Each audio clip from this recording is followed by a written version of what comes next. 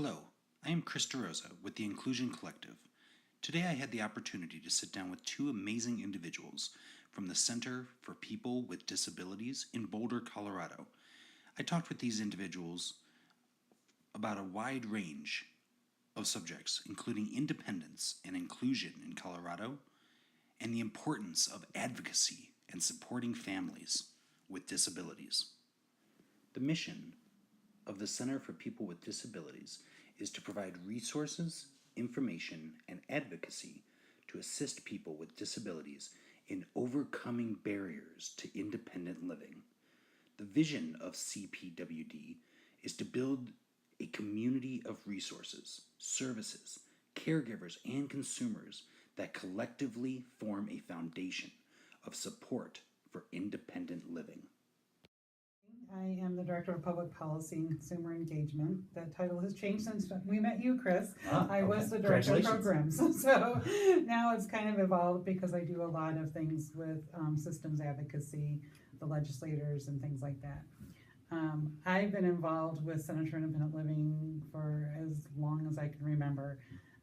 I wasn't born with a disability, but I acquired it at 5 years of age. It's a very rare disability.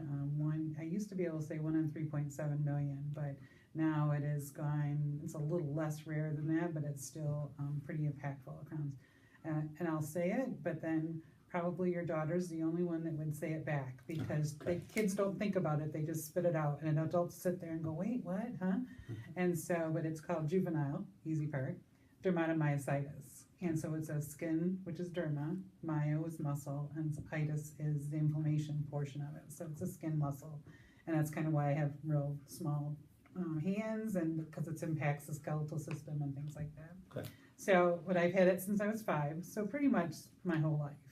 And my mom is the one who's taught me advocacy because she was beyond her years in learning how to do that stuff. She was way before her time in how the parents deal with children with disabilities and things like that. So that's one of the things that excited me about hearing about your adventure is that I'm a little envious of the parents that are starting out because that's kind of where we were when Centers for Independent Living started in the late 60s. Mm-hmm. And that whole evolution of no, we have equal rights and that's all that we're looking for is to be part of the community and not be ferreted away in institutions and things. So that step in the process of where they're at is pretty exciting. And any encouragement that we can be that you guys will be just fine and keep moving along in the direction, that was one of the things that really excited me about this project. My name is Pasterz. I work as an independent living advisor here at the Center for People with Disabilities. I've been working as an independent living advisor for the past 7 years. I really enjoy this work, working with people with all different types of disabilities, all different ages, and the fact that we get to work with people from all different backgrounds, and it's a challenge every single day to come up with that solution to that goal that people are working on. It's not, I don't set the goal, the consumer or the individual that I'm working with sets the goal, an action plan to complete that goal. So I work with them and not for them. Support individuals in the community in a variety of different ways.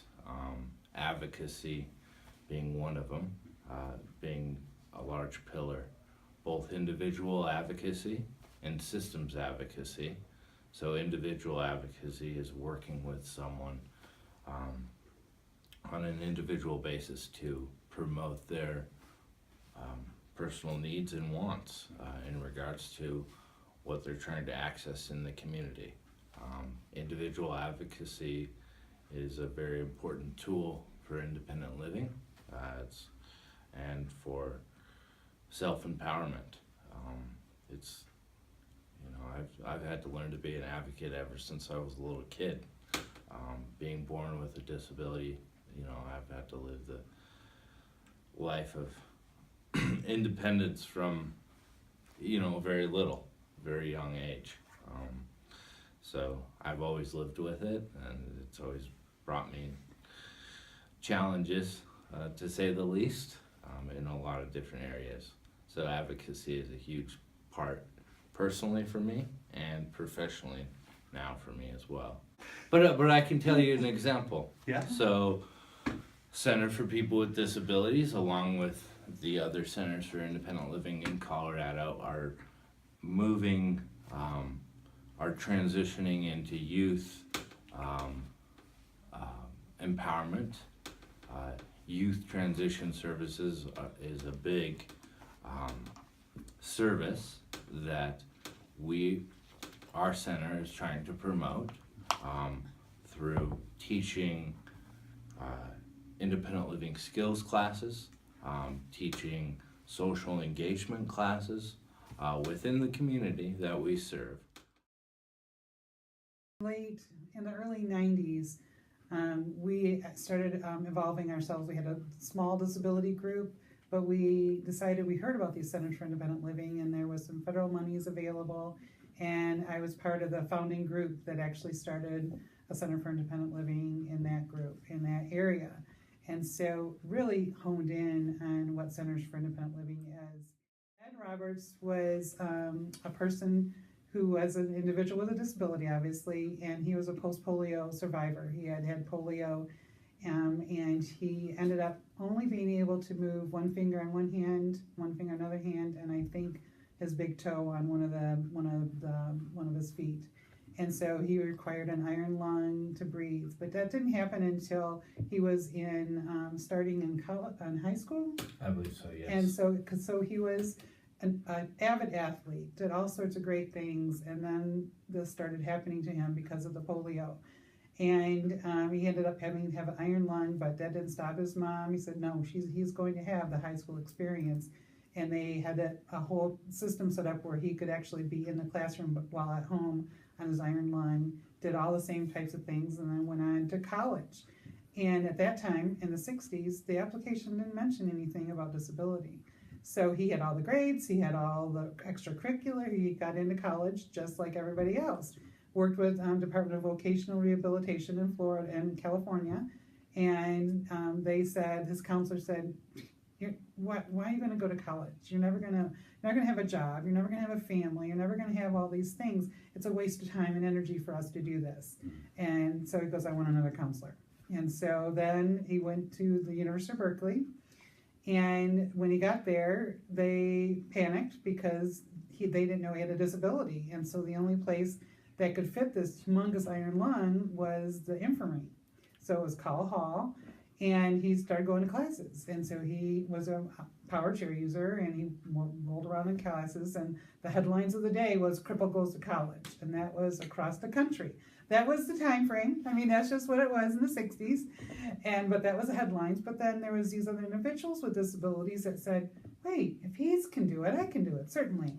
And so other people, especially wheelchair users, started coming to the campus.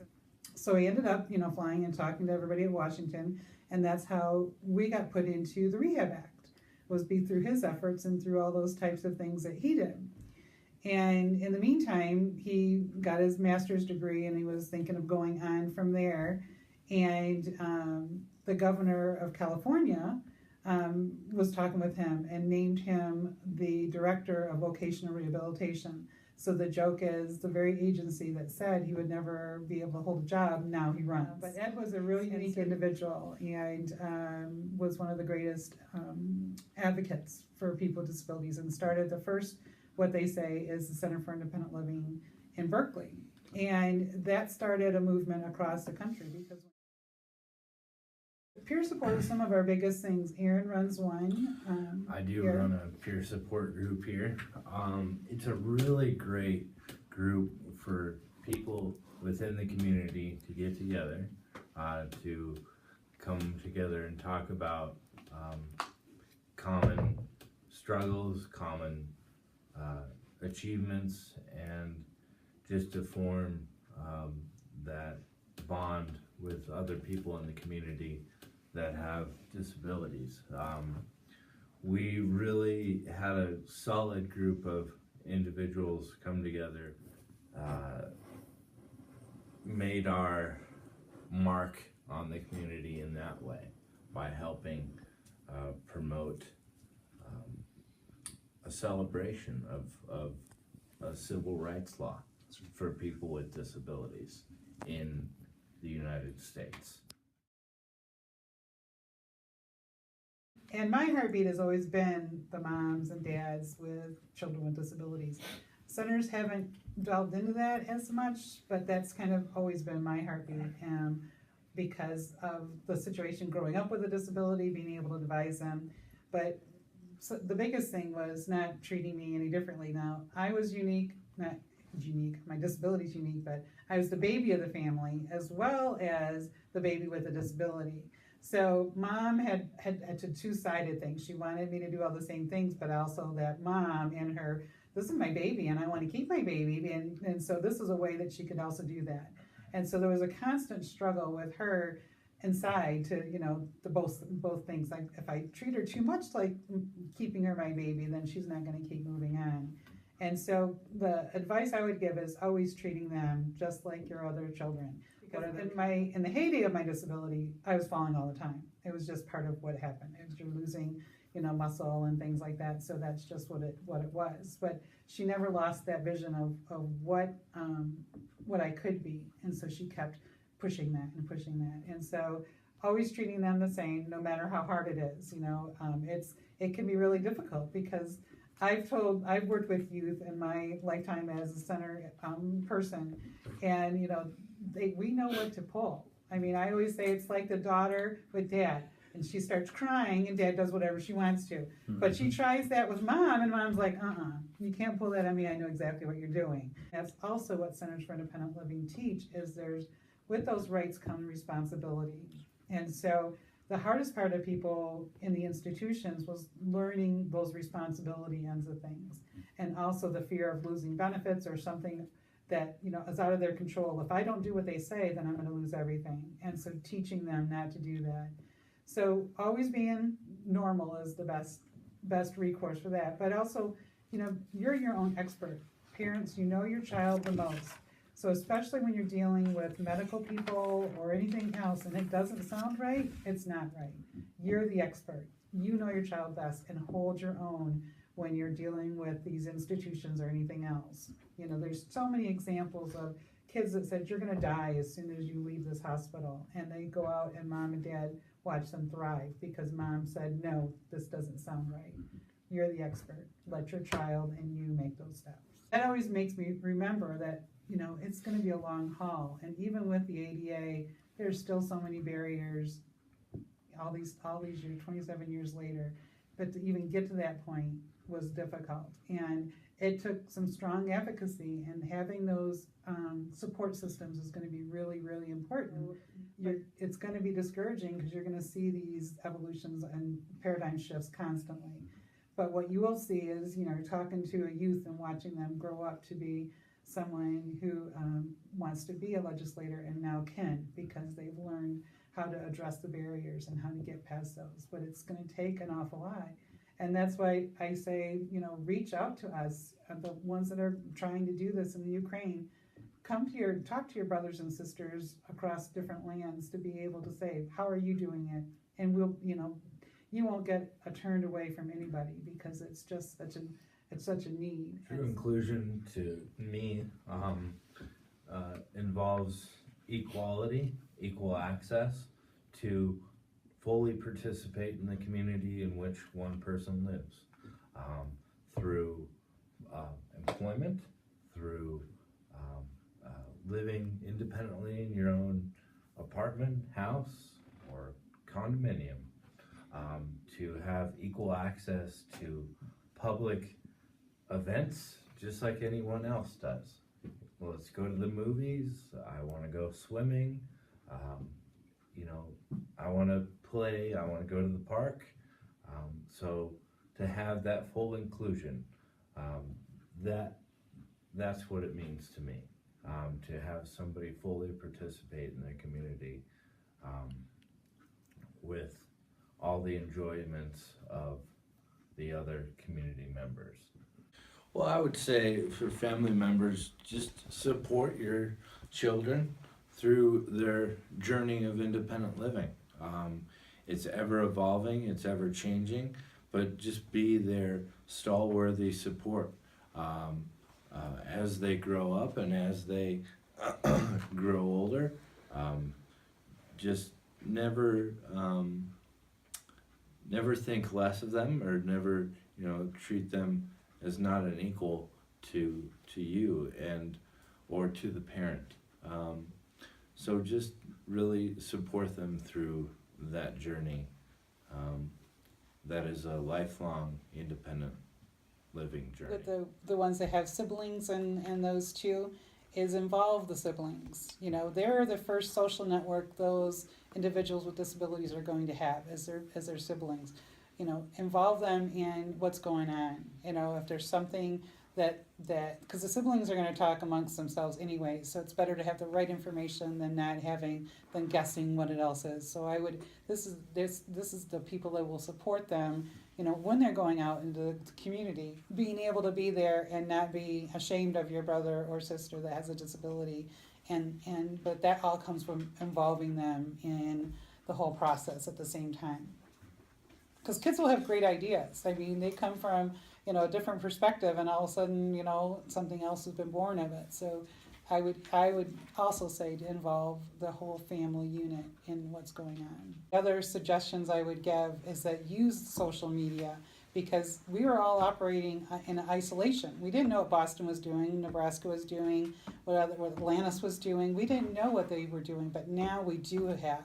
And so who knows what other places are also doing that in your area that you had no idea about? Because, and especially if it's a government that doesn't necessarily play to the people, it's kind of like a more different environment than the United States. You don't know what's going on because people are more isolated and don't talk as much. So with social media, I would say that would be the biggest thing. And you might find out people next door are doing some of the same things, and that's where you're going to draw your strength. There's strength in numbers. So to add to that, I would really encourage sharing information and sharing ideas of other community resources in Ukraine, or collaborating with other cities, towns, just to see what kind of new ideas they have that you guys maybe don't have. That's what we do a lot here in Colorado. We're kind of free to do those things because we weren't and are not working for the government, or we're not a government agency. So we can do those kind of things, Well, and what's funny, you talk also about the evolution and what's happened. When we started in the 60s and early 70s, we had person-centered planning, what we called it. We didn't call it person-centered planning. And so we went along just doing what we were doing, and then lo and behold, person-centered planning started showing up in, all these agencies that we need to do because they saw it was working for us. What I would say to the youth in Ukraine is the future is yours. The future is yours to mold and create and make it better for your generation and the generation that follows.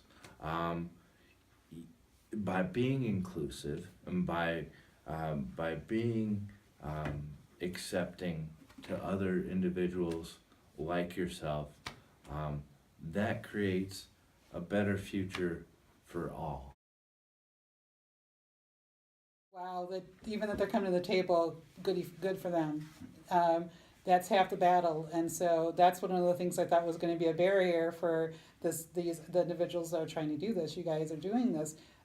Government is usually the first big barrier, but that they're coming to the table, they're probably coming with a different idea than what they're going to leave with, and the idea they leave with is going to be what's most important. And so I just applaud them for even taking this step forward and doing this. So, any words of thoughts on that? Well, just encourage those leaders to participate and actively engage in their community that they're elected to represent, you know, and those people are, those individuals also include people with disabilities. In the end, a rising tide supports all boats, you know. In the end, all people will benefit. What would be ultimately fantastic is if any of them have either personal experience that they don't talk about, or that they have someone in their life that they love that's experiencing disability. That'll move and shake faster than anything. And when you start talking about it, then those individuals start also thinking, okay, you know, if it was somebody, even if they don't have anybody in their life, if it was somebody, if disability is the only equalizer, it can happen to anybody at any time. And if it happened, they would want this for their family members, for someone close to them.